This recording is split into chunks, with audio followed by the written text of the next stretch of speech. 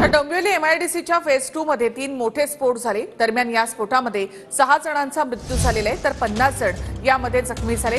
भीषण स्फोटामुळे परिसरातील अनेक घरं आणि दुकानांचं देखील मोठं नुकसान झालेलं आहे। दरम्यान आगीवर नियंत्रण मिळवण्याचं काम अद्यापही सुरू आहे।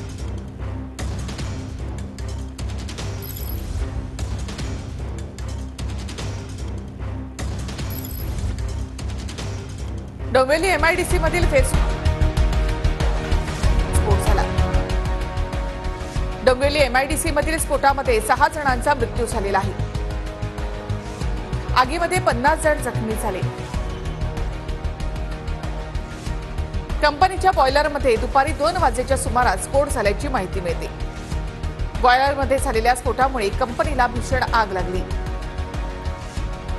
स्फोटाच्या आवाजामुळे परिसरातील इमारतींच्या काचा फुटल्या।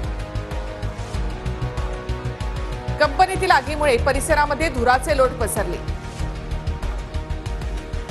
अग्निशमन दलाच्या 12 गाड्या घटनास्थळी दाखल झाल्या। आगीवर नियंत्रण मिळवण्याचे प्रयत्न अद्यापही सुरू आहेत। जी आग लागलेली आहे त्यामध्ये आतापर्यंत 6 मृतदेह सापडलेले आहेत। 48 लोक इंज्युअर्ड आहेत ज्यांना एम्समध्ये आणि ग्लोबल हॉस्पिटलला आणि नेपच्यून हॉस्पिटलला त्या ठिकाणी ॲडमिट केलेलं आहे। ती आग पूर्णपणे कंट्रोलमध्ये आणण्याचा प्रयत्न चाललेला आहे। जवळपास सर्व प्रकारचे इक्विपमेंट्स त्या ठिकाणी आहेत। NDRF, SDRF, TDRF अशा सगळ्या टीम्स त्या ठिकाणी सातत्याने काम करत आहेत।